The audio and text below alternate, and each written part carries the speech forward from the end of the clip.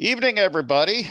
Welcome to One Health Week and to our second presentation of the week from alums and current students. And so tonight we have an alum, Jackson Miller, who graduated last year, well, in 2019, right? Yes. In small animal science and is currently in vet school at Ohio State University.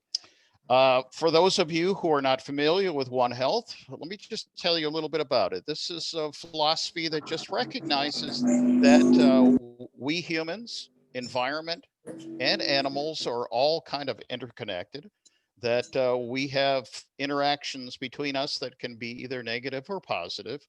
And therefore, we kind of need to take a more systems approach, a transdisciplinary approach to most problems.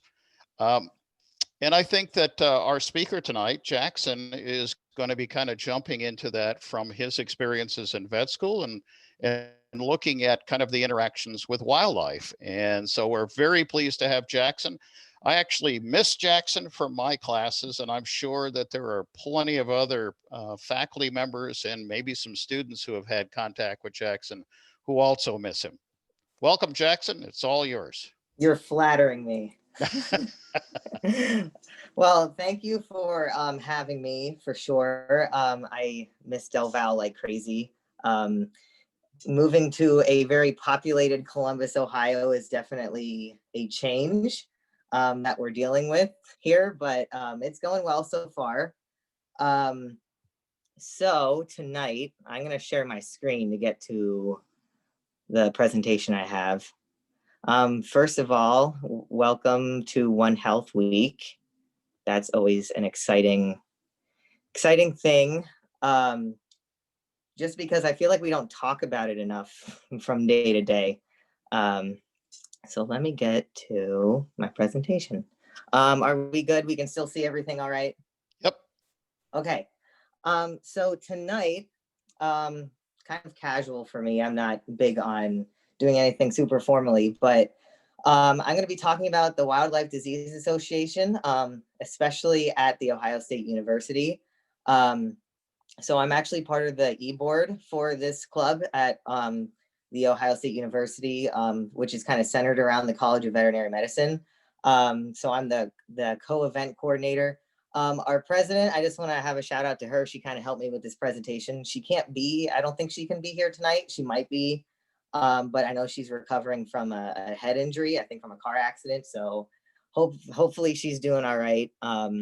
But this club is relatively new at The Ohio State University, and she's kind of one of the big reasons why it's here. So just wanted to throw out to her.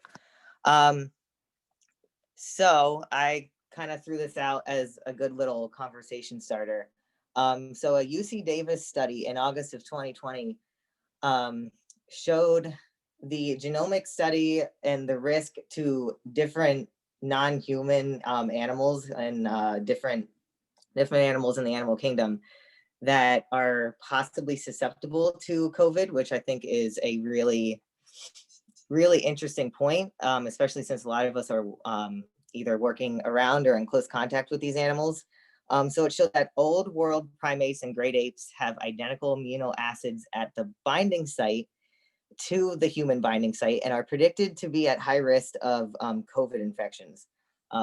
So we see very high risk are those non-human primates, the chimps, bonobos, gorillas, and then white-tailed deer and Chinese hamsters, which I thought was interesting because I'm sure that's actually a popular pet.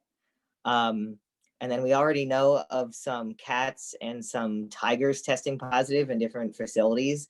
Again, it's not something that's incredibly like spreading like wildfire in these animals as it is for us, but it is something One Health related to keep in mind when we're working with these animals. I know a lot of zoo veterinarians that I've talked with have actually taken extra precautions when working with these species, so heavier PPE and whatnot. So something to definitely keep in mind when it comes to COVID. So just a quick little thing that I'm going to be talking about, just what is the Wildlife Disease Association, student chapters and membership, the WDA at The Ohio State University. And then a little bit about Del Val and Reg and One Health, because I know there are a few WDA members here on with us tonight. So little intro to that, and then just kind of a quick discussion. I think discussions are important when it comes to talks like this. So hopefully, this is the video. So if we can't get the video to work, just let me know.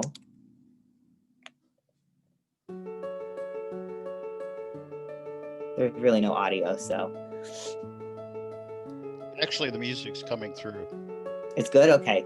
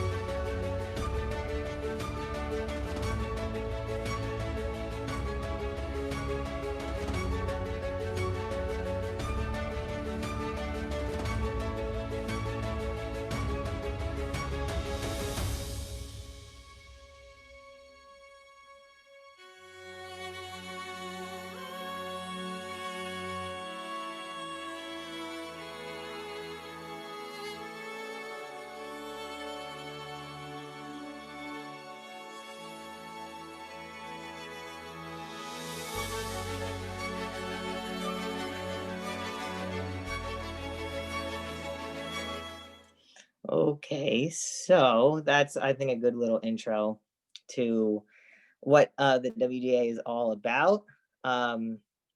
So, and this is a good little diagram to show that this is a very large, like broadly based organization. It's not just in North America. The North American sector is one of the majority of where the members and the student chapters are, but this is all around the world. So we have European sectors, Nordic, Australian, Latin America. So I believe almost every country has some members in there, which I think is pretty awesome that we can be worldwide connected like that. So to talk about student chapters and memberships, I actually have another presentation that the WDA came up with. So this kind of connects with One Health. So the Wildlife Disease Association is all wildlife diseases, all conservation, all One Health all the time, which sounds kind of cheesy, but it's true. We really should be thinking about all three of these points of the triad at all times for One Health to really be effective. So WDA's mission, they say, is to acquire, disseminate, and apply knowledge of the health and diseases of wild animals in relation to their biology, conservation, and interactions with human and domestic animals. So again, it says Wildlife Disease Association, but it's very broad, as in we need to take animals that are domesticated and animals that are in wildlife to really come together to, accomplish their mission. So members of the WDA are not just, I know I'm a vet student presenting, but they are not just veterinary students. We kind of wanted to really bring that point across, that anyone that is interested in wildlife or any kind of animal care can be a member. I think you have to be either in a residency or internship for a degree or an undergrad to become a member. I think that we go over that a little bit later, but members are all kinds of things. They are human health, biology, ecology students, wildlife managers and conservationists, zoo and wildlife veterinarians, researchers, public health experts, ag health experts, organizations. So not, they're not just people, they can be giant organizations like zoos and libraries, and then different agencies. So it's pretty widespread about who could be part of this organization. They have some pretty awesome annual conferences. Obviously with COVID, it's a little different about how these conferences are going about, but they definitely have United States and international. So I think the last international conference for the WDA was in Greece. I'm not 100% sure, but they go all over Australia, Italy, basically all throughout the different sectors of the WDA. So they have different kinds of social events like workshops. They have mixers. You can meet with experts in the field. They have scholarship money and they have travel grants for different experiences. So I think that's pretty cool for at least for undergrad students. And especially any student really, you can get all kinds of awards and scholarship money through the WDA. Another perk of the WDA is this is just one of their journals. I think they have more, but these are the two main ones. They have the Journal of the Wildlife Diseases and the WDA newsletter. So that's a really good place to find any kind of papers or references that has the hot topics of wildlife diseases and research. Just a little bit about their website. It gives all kinds of information and connections that you can make, student education and worldwide connections. So you can connect with different members through their website. 19 years of past conference and proceedings. So they have all of that kind of filed away. So you can look at all of their previous conference and proceedings. They have different benefits and they have employment and training opportunities. So I really would check out their website if you're interested in learning more. I am relatively new to the WDA just this past year. So your website might be able to give you a little more information than I can. But I just think it's awesome. Like I have looked at the website a lot and haven't been able to cover most of what's on there. So it's a great resource. So involvement for students, they have a really long history of strongly supporting their students and making sure that they reach their educational goals and getting them resources and opportunities in wildlife health. So as a student, you can actually get reduced membership fees, which is awesome. I was looking up the other night and COVID has actually reduced it. I think for students, it's only $32 a year for a membership. So I know $32 seems like a lot for students, but that's a pretty good deal. A lot of veterinary organizations are like $200 some a year. So definitely check that out if you have a few extra bucks put away. Again, I don't know about their mixers and their social events right now. But when that resumes, that's a good thing to look forward to.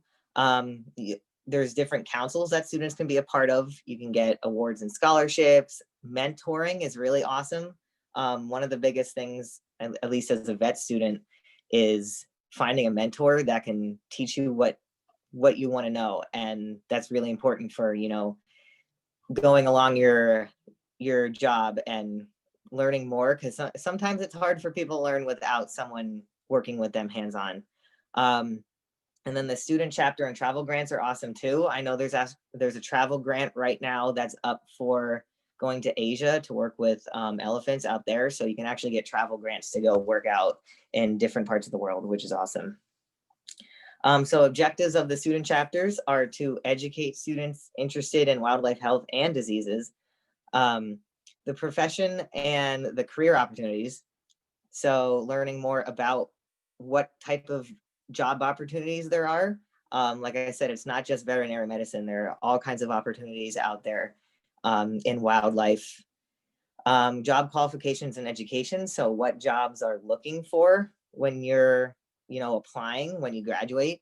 Externships, volunteer and research opportunities. That's also big. It's a great resource for finding different opportunities. And that can especially be hard right now during COVID to find opportunities or places that are accepting students.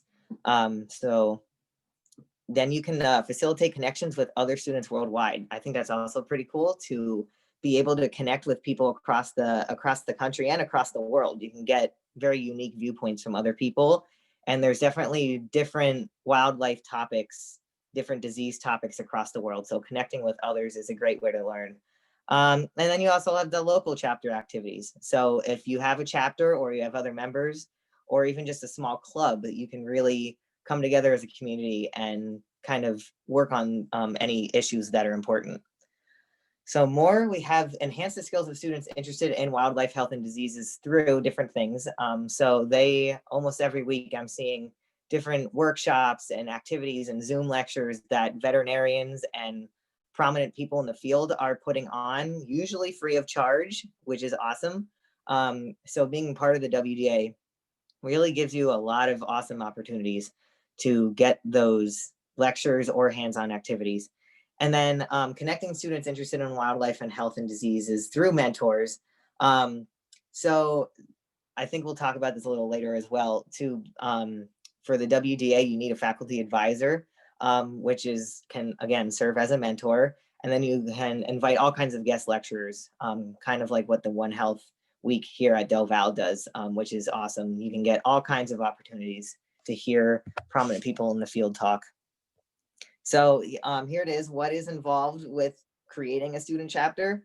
So faculty advisor, each chapter must have one of these, who is a current member of the WDA.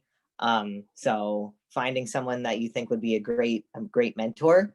Officers, so officers need to be selected by the members of the chapter. So, we have a president, vice president, treasurer, all that good stuff.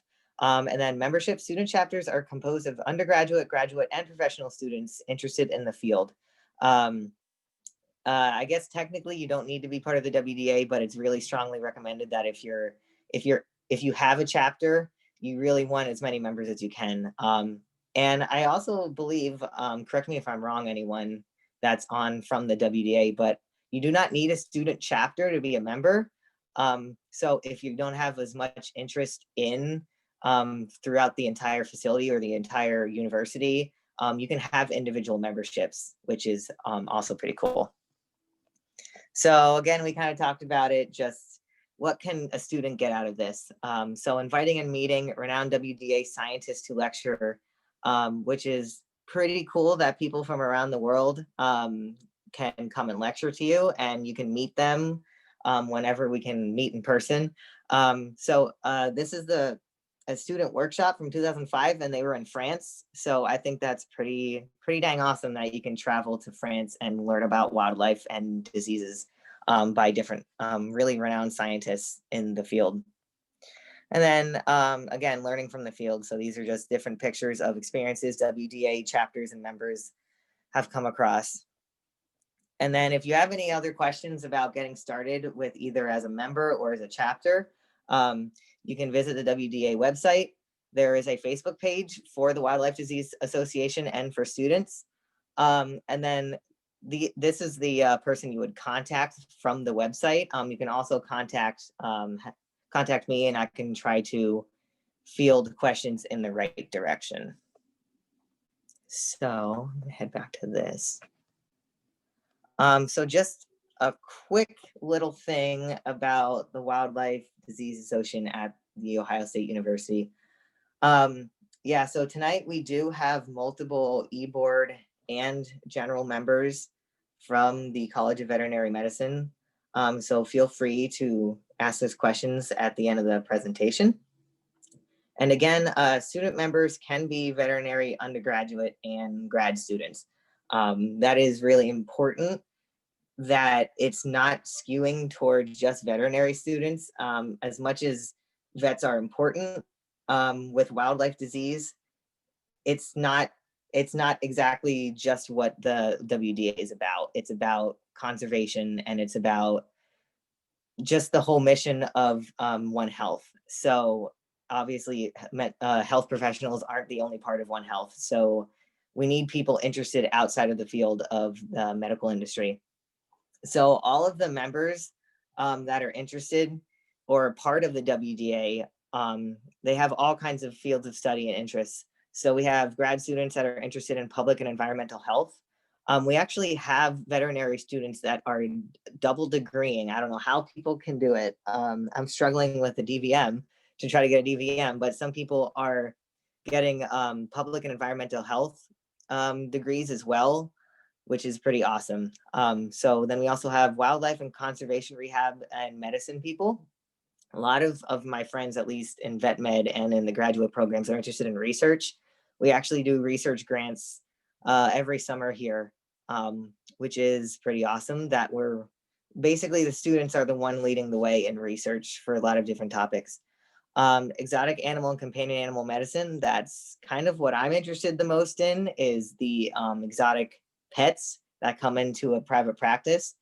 And I think that's kind of underlooked a little bit when we talk about wildlife diseases and just wildlife in general, because it's really important that we're focusing on animals that aren't necessarily domesticated but are living with humans, because if you think about it, that might actually be the closest risk of disease transmission, is people who are not sure of how to take care of these animals properly, but they have them in their home around susceptible individuals. We call them yopis: young, old, pregnant, and immunocompromised. So these individuals are definitely more at risk for diseases, and especially with COVID, considered a zoonotic disease, and other zoonotic diseases like rabies. Those animals that are closest to our home, so dogs, cats, snakes, fish, all kinds of things. We really need to be keeping an eye on those as well. We have zoo medicine people interested. Our liaison for our zoo medicine club is also on the chat tonight, which is pretty awesome. He's a great guy, a lot of knowledge he has going on there. And then there's just so much more. I can't even talk about all the interests of these people, not only in the College of Veterinary Medicine, but just at the Ohio State University in general. And this is, like I said, it's a relatively new club here at the Ohio State University, but the amount of growth it's seen just over the summer is pretty amazing. And we're really trying to recruit people, not just at our university, but at other universities, to really take a look at this. I think with everything going on in the world right now and the risk of all these different diseases showing up, it's really important that we have people, forging ahead in research. And the people who are on the chat tonight from Del Val probably know a lot about the university, but just for a quick little reference for some people who might not know about Del Val, it's a small private university in Doylestown. I think when I was there was less than 4,000 students all there, so it's pretty small, but I enjoyed it. And the amount of undergraduate and graduate areas of study at Del Val are just astonishing to me. With such a small little university, the amount of fields of study that can go on there, especially the conservation and wildlife management and the zoo science department. I'm just floored that such a small university has such specialized fields of study, because there are not a lot of universities out there that give that kind of education. And I am grateful for it every single day that I'm here. I was talking to Reg a little bit before we started here that first year of veterinary school did not seem so bad after going to Del Val, because they give you a lot of pretty difficult classes, at least in the small animal science department, while you're trying to complete your undergrad degree. So there are some classes that really prepared me for vet school, and even if you're not going to vet school, they will prepare you for your job, and they will prepare you for going out and really making a difference in the world, which I think is really important. And the facilities at Del Val are just, they're out of this world. I think that we have some wildlife farm and lab animal facilities. That was something on my resume when I was interviewing for veterinary school that they were really impressed with, is that not only did I mention One Health, Reg, you'll like this, I mentioned One Health in my interview at the Ohio State University, and their eyes went wide and they're like, oh my God, like nobody ever mentions that in their interview, and nobody ever talks about, how hard like ClinPath and stuff like that was an undergrad, but we're really glad you did, because that's what vet school is about, is adapting to change and being able to bring up relevant things from your past and your education.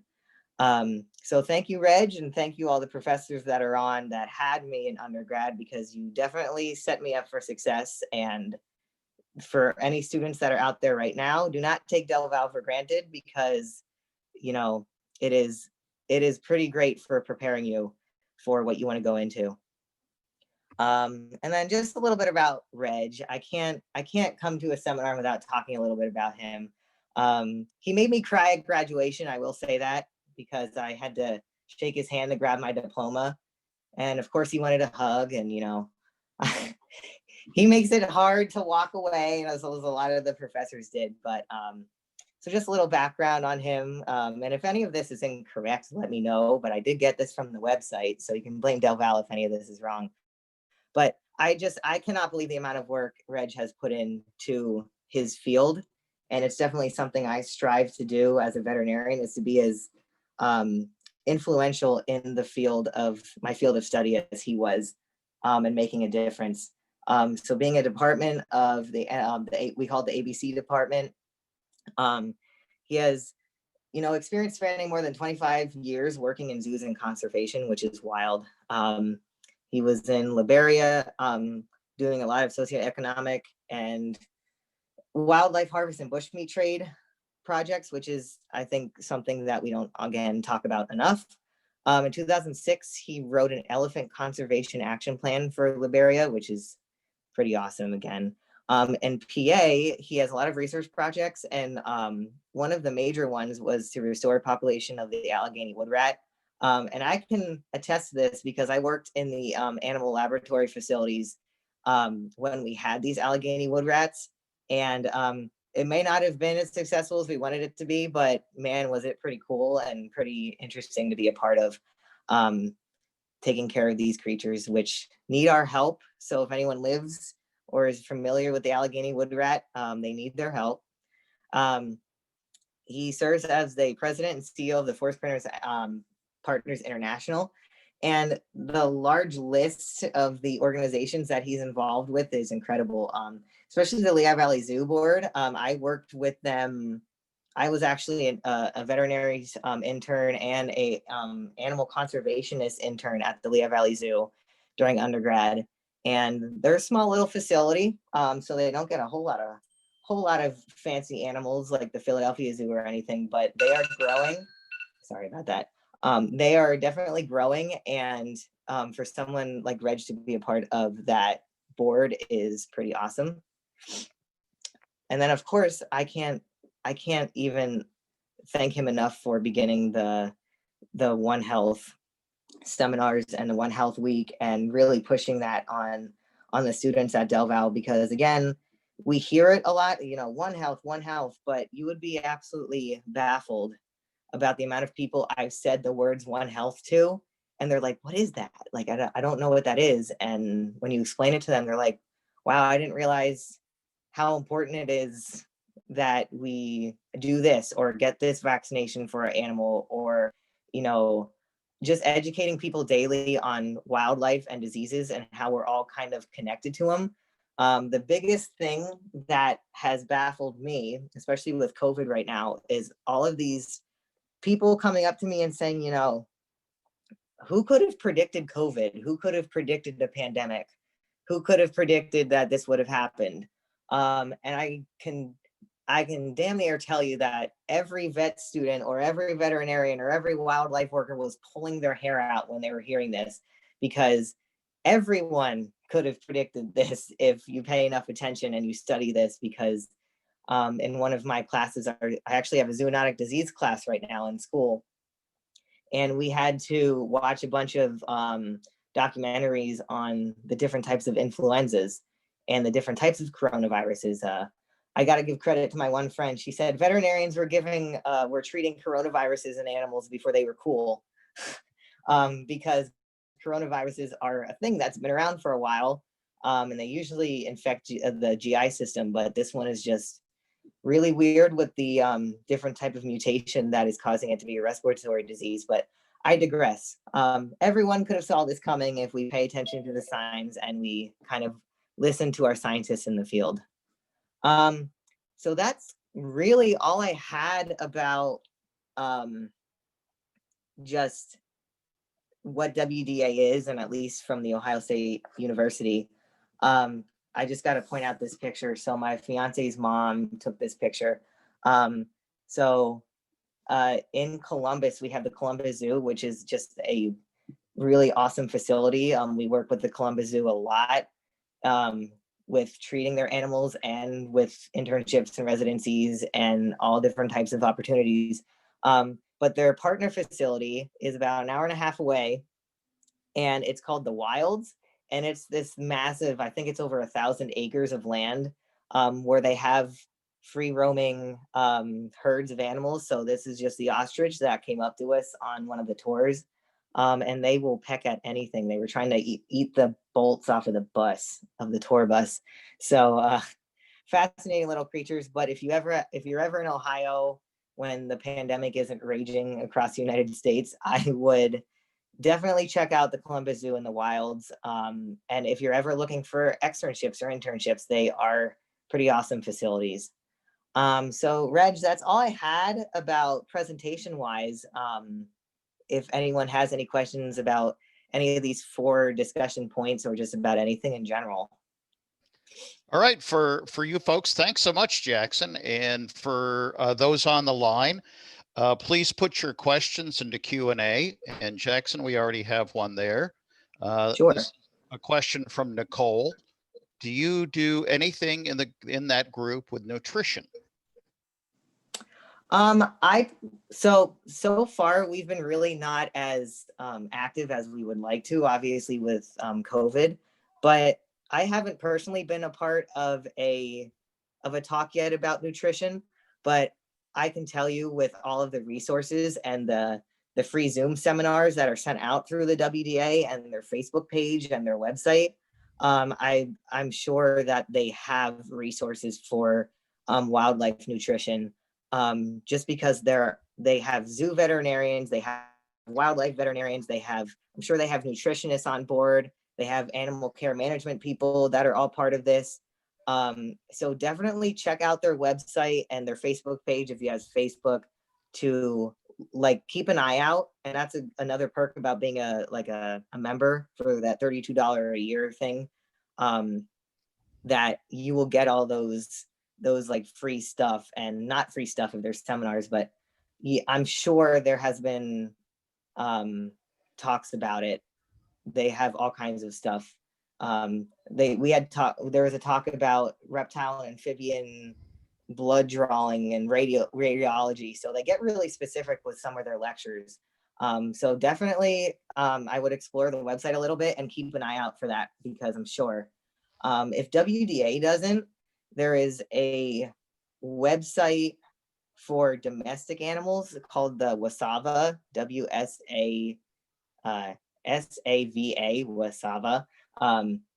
They have something called a toolkit where they talk a lot about how to do body condition scoring in animals, how to calculate calories for animals, how to calculate ideal weight for different animals. And then the Pet Nutrition Alliance has a good calorie calculator and energy calculator thing.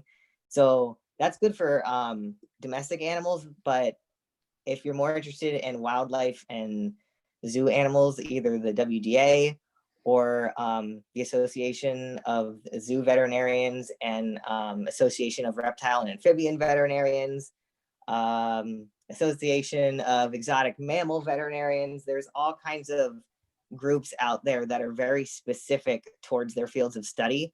So if WDA doesn't give you something that you're looking for, I would look through different organizations that I'm sure have those resources for you. Hopefully that helps. And Nicole responded, thank you. Okay, we have good. another question from Emily. What has been the most rewarding experience you have had in vet school so far? Oh boy. I would say God, there's so much to think about. Obviously, COVID has kind of thrown everything through the loop. But I think I would have to say going into it with something that so I went into vet school wanting to do exotic animal medicine, which I'm still very interested in and still want to do. But the most valuable thing I think is, and maybe this sounds not so valuable, but almost being forced to learn about every species.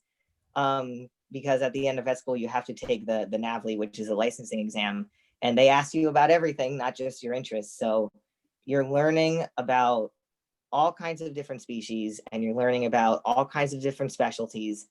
And again, I think the word forced is a terrible word, but having to learn about every single species can actually like change your mind on things. Like I didn't think I was interested in nutrition, or I didn't think I was as interested in dogs and cats, but now that I'm, learning about nutrition and learning about different research opportunities, I don't want to say my mind has changed, but I am more open to employment opportunities after vet school. I'm not so set into one thing. And I think that's awesome that vet school shows you that, wow, I could be interested in other things, or I would be happy doing this when I thought I wasn't.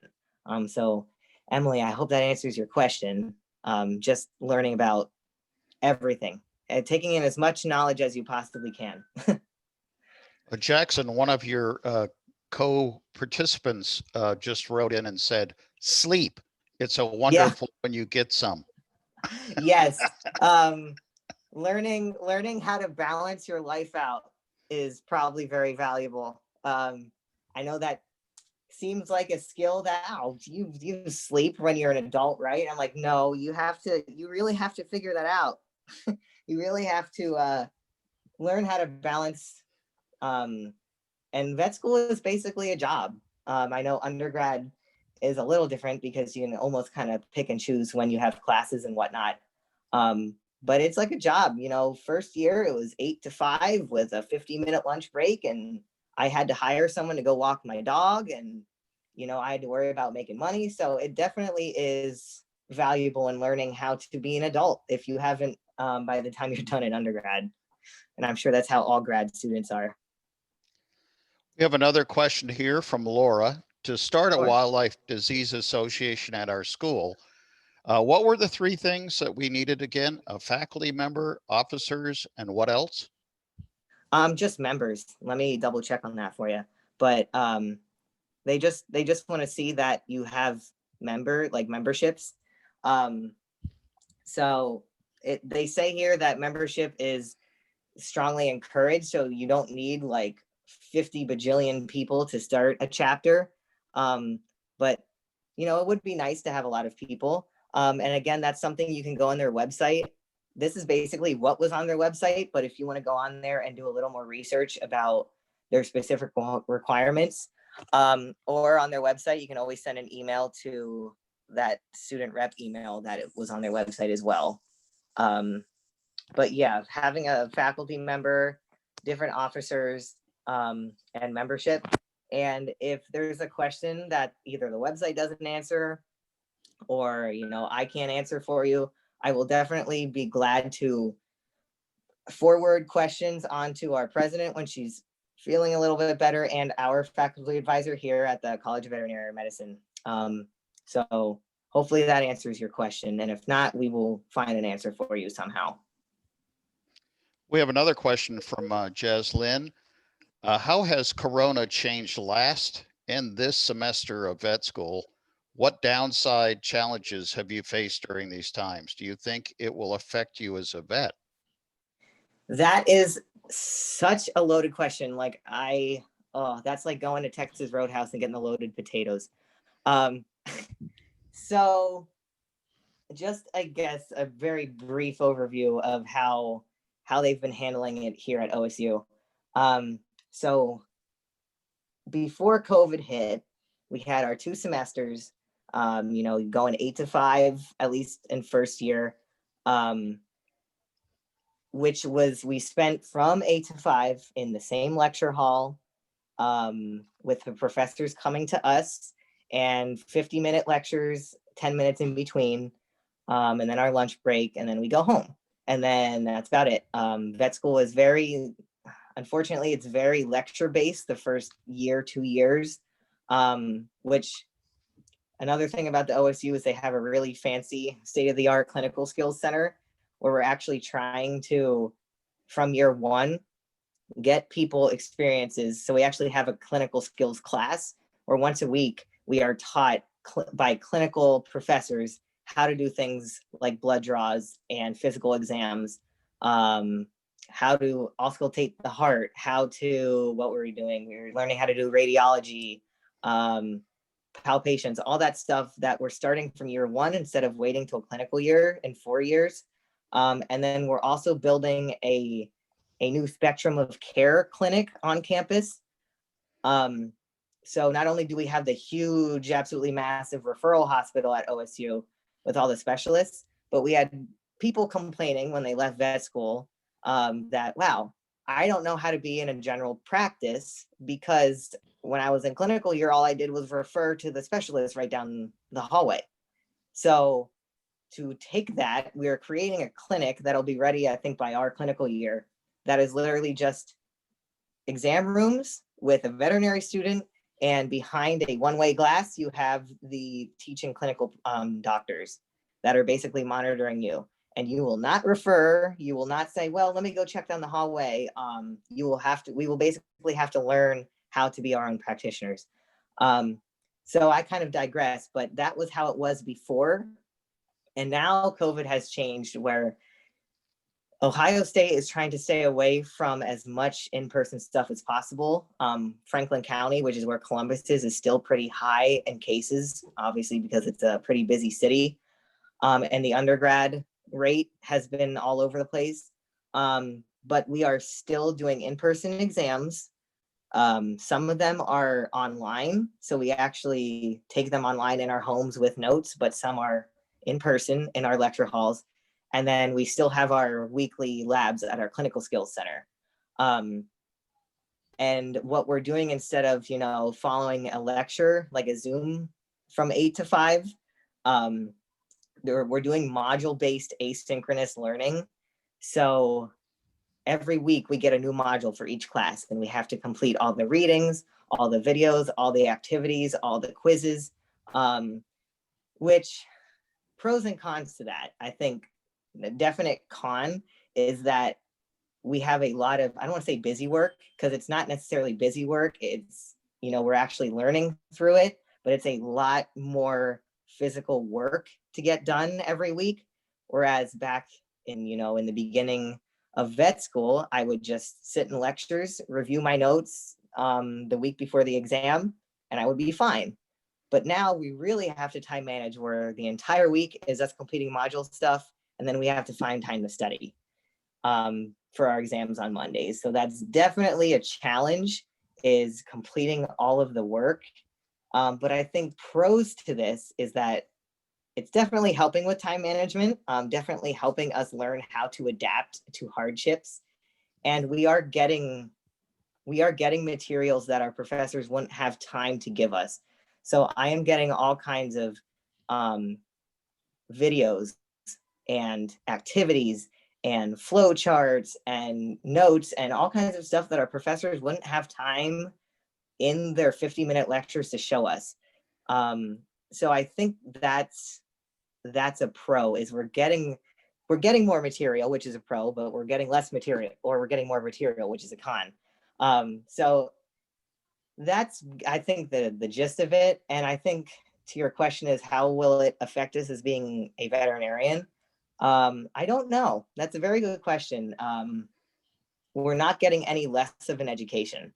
We're not getting, any less information. They're not cutting stuff really. It's all what the student makes of it, I think, will show what kind of a veterinarian we'll be. And if anything, I think this will actually help us, because there's a lot of times where being a veterinarian is not fun.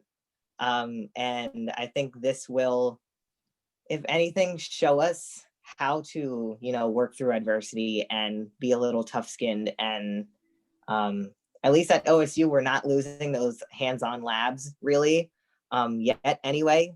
Hopefully things stay that way. And our clinical rotations have gone back to normal for the most part. Our third years have their surgical labs. So, and it all depends on your learning style. It affects people negatively if they like the lecture based. I get very distracted. After 10 minutes, I kind of tune out. So for me, it's actually been a little bit helpful being able to pick and choose when I want to do things. So I think that's a long answer to your question, but I think it's all cliche answer. I think it's all what you make of it, at least for what OSU is handling so far. Wait a minute, Jackson. Are you saying that you were tuning out of my lectures after 10 minutes? No, not mammology.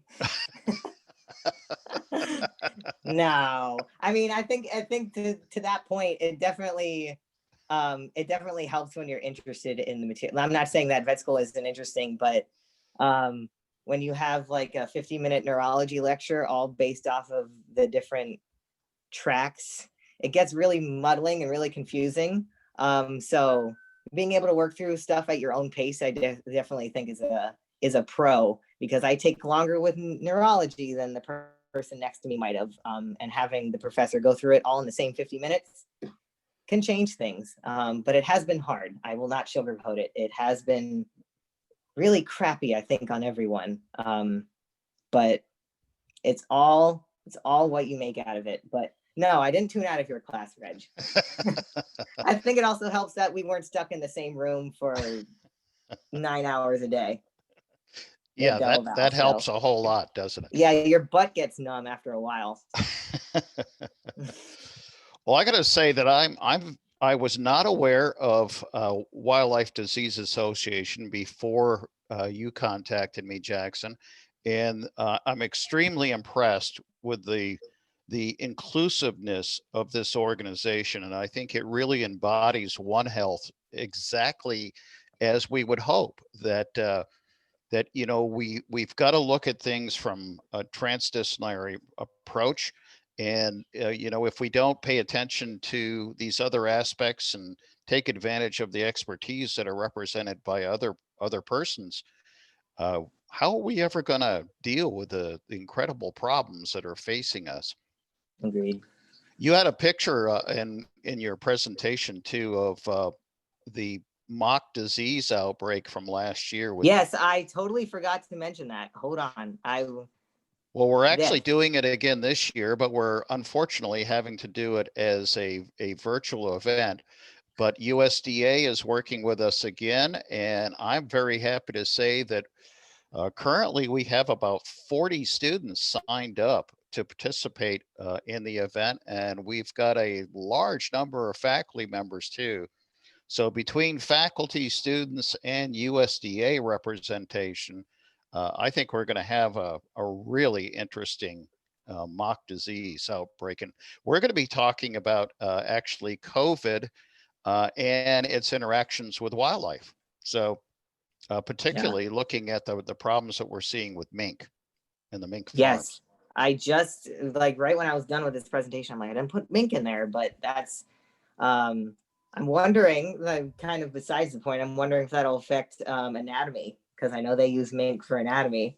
So don't know what's going to happen there, but I got to say, in relation to the mock disease, I had a point about this and I totally forgot. So thanks for bringing it up. But that was such a cool experience and such a great experience, not only for vet school, but just in general. But we here at the vet school, we have things called OSCEs, which are objective skill clinical exams or something along those lines. Basically, they're practical exams where we have to show we know how to doctor, we know how to be a vet, based off of what we've learned so far in our class.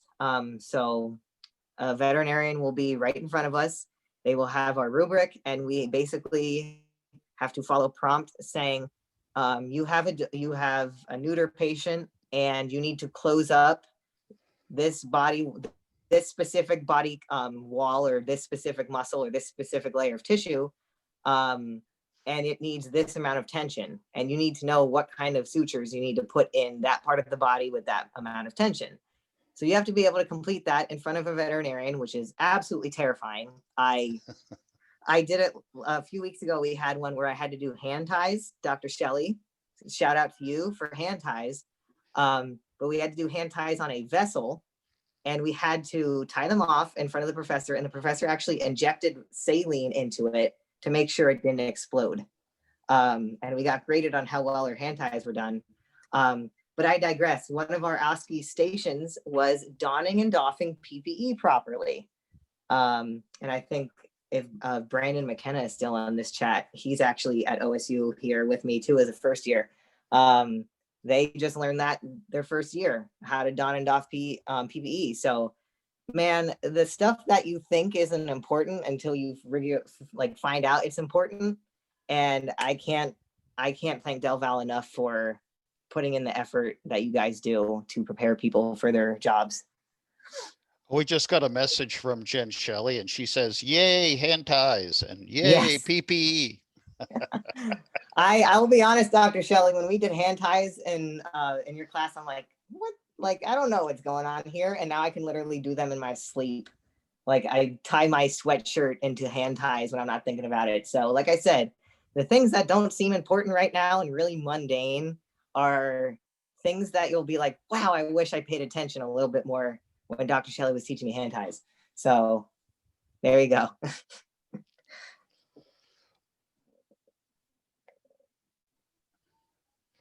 So Jen Shelley also wrote, I did hand ties, handles to tie the kids' dinosaurs to each other. Or like quick release knots. I don't know if we have any like cattle or dairy or large animal people out there, but again, that's another cool thing about OSU is that's really helpful is that they're teaching us about large and small animal clinical stuff from year one. So I worked with horses, but I'd never been around cows, and you would not believe how different it is between putting a halter on a cow, on a horse, and on an alpaca, because they all have to go on in different ways. And if you put a halter on an alpaca wrong, they're obligate nasal breathers, so they only breathe through their nose, and they have really like they have cartilage, not bone, over their nostrils. So if you put that halter on the wrong way, you can actually suffocate these animals. So the thing like mind blown when I learned that. So and then you learn how to you do quick release knots. And the amount of times I've used a quick release knot just with my dog's leash, like the skills, again, it goes back to the skills you think that are kind of dumb are really important for so many things.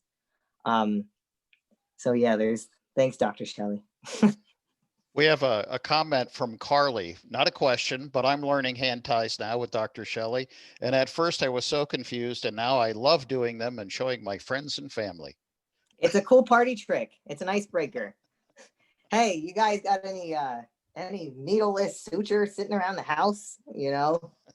But no, and there's all kinds of hand tie methods, but no, that's awesome, Carly. If you're planning on going to vet school, practice those hand ties. Well, I think that's all for our questions at this point. We probably ought to wrap up. Jackson, do you have any last statements, or any of your co-panelists like to say anything else? Trying to think. I'm just glad that, thank you for having me, Reg. It was really, really awesome to not only see you for the first time in a while, but to just talk with people from Del Val, and you will make it. Don't worry. Like, it seems crazy now, but you guys will make it. And if there's any questions about anything regarding vet school or the WDA, just have them reach out to me and I'll be glad to help out. And I'm glad I could introduce you to something, Reg. That's awesome. I got to tell you, I learned stuff from every single class. So you're not the first one who's introduced me to new things, but there you go. We got a comment from Jen Shelley. She says, great job tonight, Jackson. We are so proud of you. Well, thank you. I appreciate that. And I think that the WDA is a great opportunity. Would you happen to know if Penn Vet has a chapter? That's a good question. I don't know if you go on their, I know I keep saying go to the website. I was looking through the different chapters, but the individual ones slipped my mind. But if you do go to their website, they do have a list of like organized chapters. Technically, I don't know if the OSU one is a chapter yet or if it's just a club. But I don't know if Penn has a chapter. But like I said, even if it's not a chapter, there's a bunch of different clubs and individual members throughout the entire world. So there's a lot of people out there, which I think is awesome. And like you said, I think it's really important that it's not just veterinary students, that it's everybody. And that's kind of why I wanted to connect with you guys tonight. Yep. Well, I think this has been a great introduction. I hope that this stimulates some interest in maybe pursuing this amongst the students who are on tonight. We have a pre-vet club, but maybe this is a great opportunity for a more transdisciplinary kind of approach, and includes those folks who are thinking about wildlife rehab or wildlife conservation, or sure. other aspects of this too. Yep. So thank you so much, Jackson. It's so great to see you. No problem. Thank you for having me. Good night, everybody. And keep in mind that we have 2 One Health seminars tomorrow. One with John Elkington, who is a world-renowned economist and is looking at sustainable business. We also have Peter Couchman from the Bowman Hills Wildflower Preserve speaking tomorrow evening as well. And then Saturday evening, we have Brian Huerta, who's also an alum from Del Val, who's doing some amazing work with sharks that you may be interested in. So thank you all and good night.